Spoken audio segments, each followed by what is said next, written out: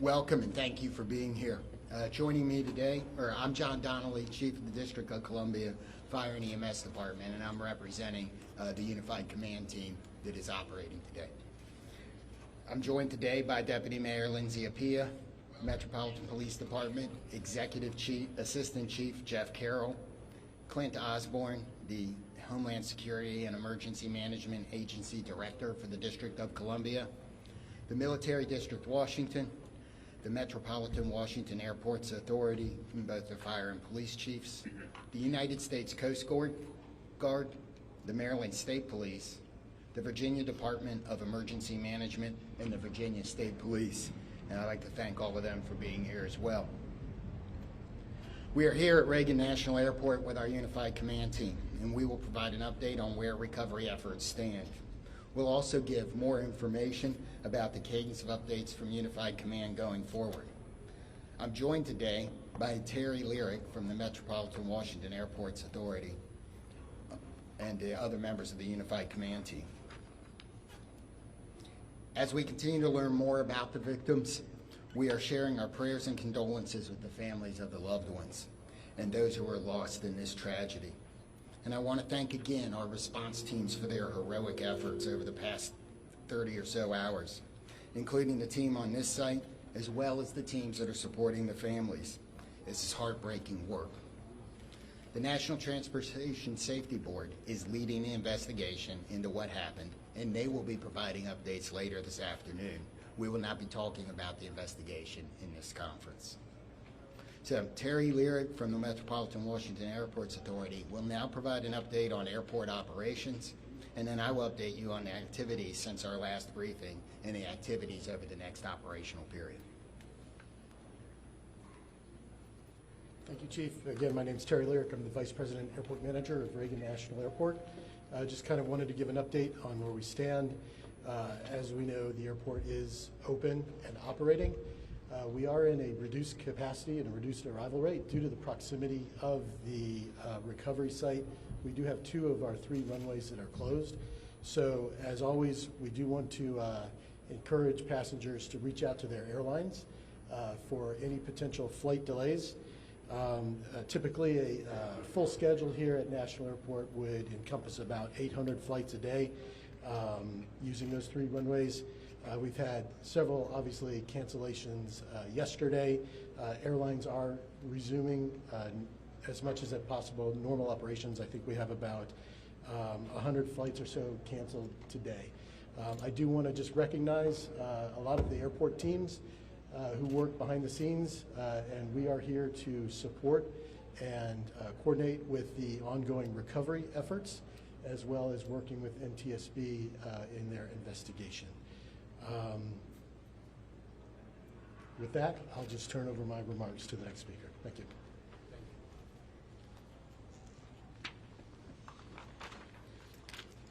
So, overnight, our teams continued search operations and surface work, including side sonar scanning, shoreline searches, and aerial searches.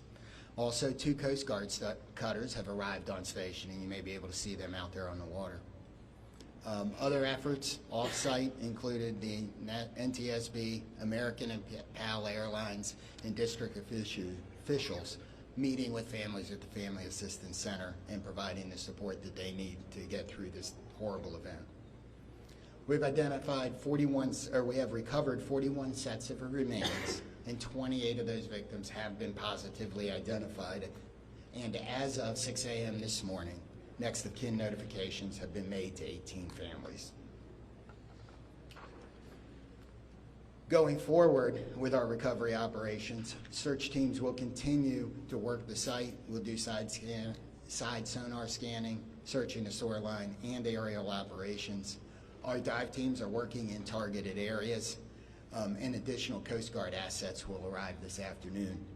The salvage crews have begun to arrive on the scene, and they're assessing the work that's going to be needed to recover the aircraft from the water.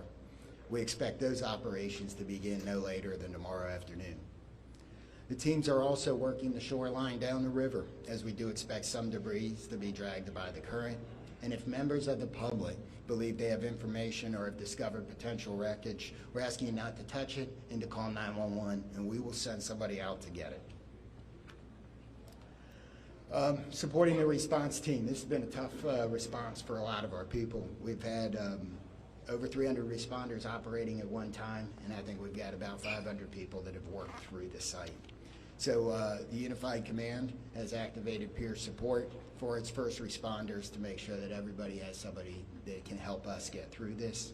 And the outpouring of support, people like the World Central Kitchens Relief Team and many of the local restaurants, the restaurants here at the airport, have supported the people working, making sure they have food so they don't have to stop. And I want to thank the rest of the community for their outpouring of support and the messages that they have given to the firefighters, police officers, military officials, and everybody else that's working. If you want to help, the Greater Washington Community Foundation has a relief fund. You can donate at the link above.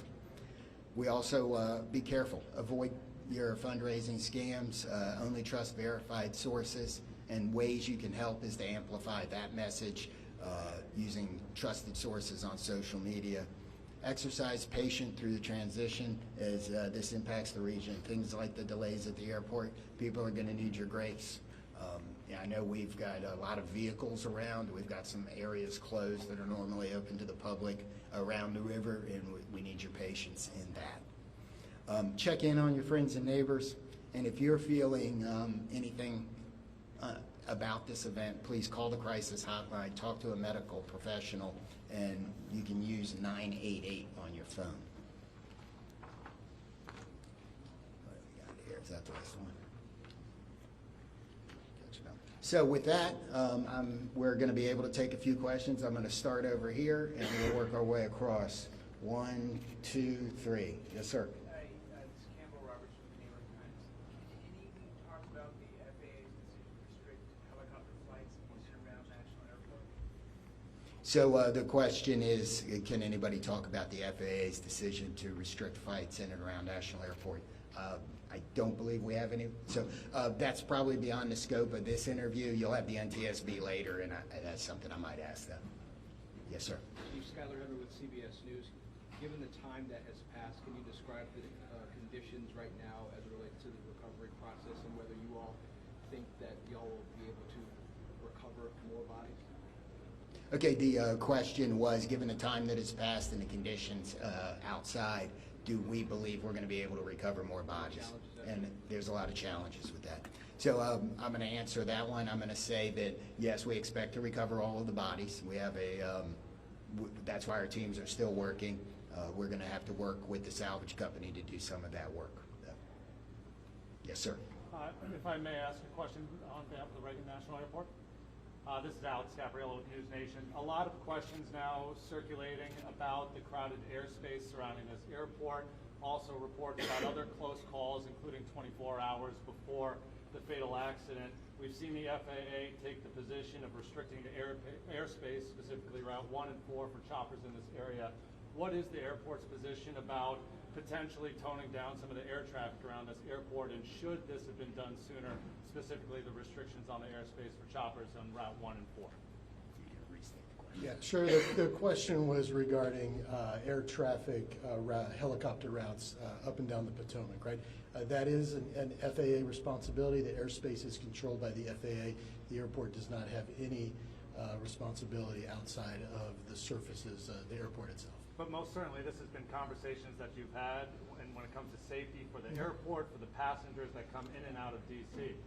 Absolutely. The FAA does regulate the airport, and we follow all FAA safety regulations. Again, all I can say is the FAA is responsible for the airspace.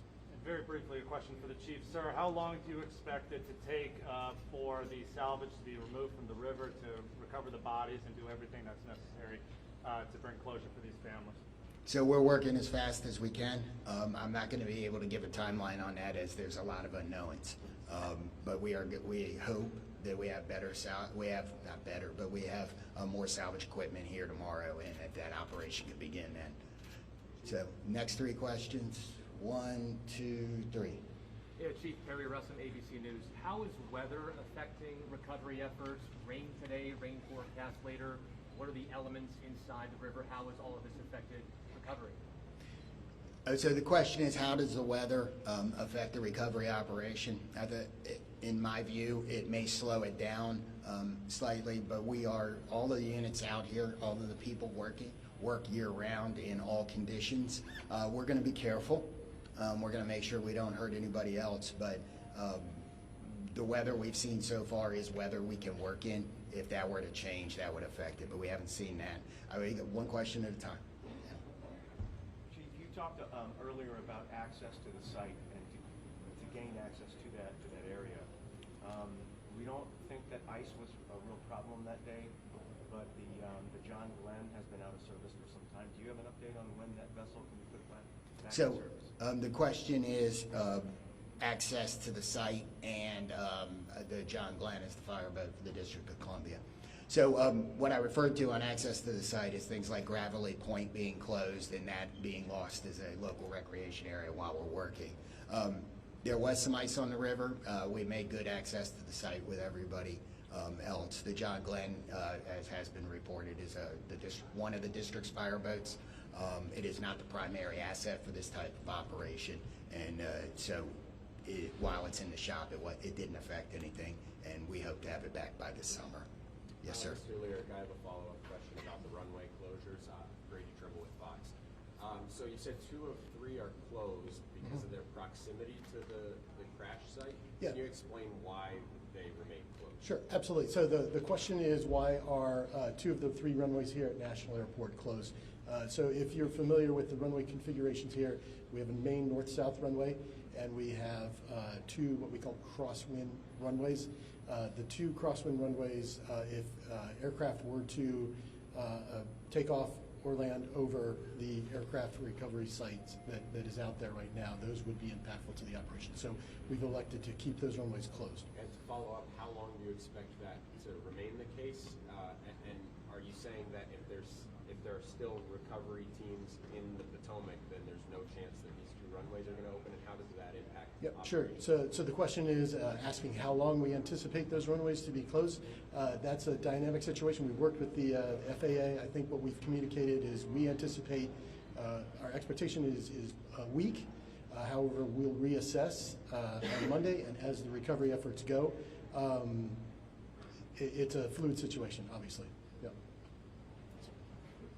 Okay, Paul, here and there. Chief, by talking salvage, can you confirm that you're not going to be able to recover the remaining bodies until you're able to get the fuselage off the floor of the river and onto a barge? And then my follow-up to that is, are you making an effort today to get into the helicopter to recover those 2 bodies? So the question is, do we believe we have to lift the aircraft out of the water in order to finish and find the rest of the remains? And the second part of the question was, are we focused on the helicopter today? And the answer to the first question is yes. I believe for us to recover the rest of the remains that we are going to need to get the fuselage out of the water. The second part of the question is yes, a lot of our operations, not all of them, but a lot of our operations today are focused on the helicopter. Yes, ma'am. Yeah, this question is for Mr. Lyric.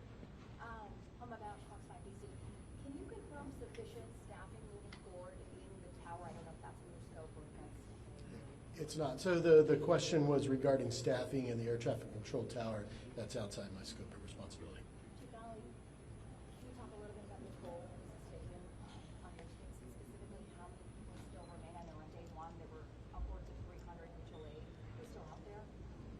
So, you know, this is an incident where even if it doesn't affect you right now, it's probably going to affect you later. It'll be something that you think about. So in emergency services across the board, we have support teams.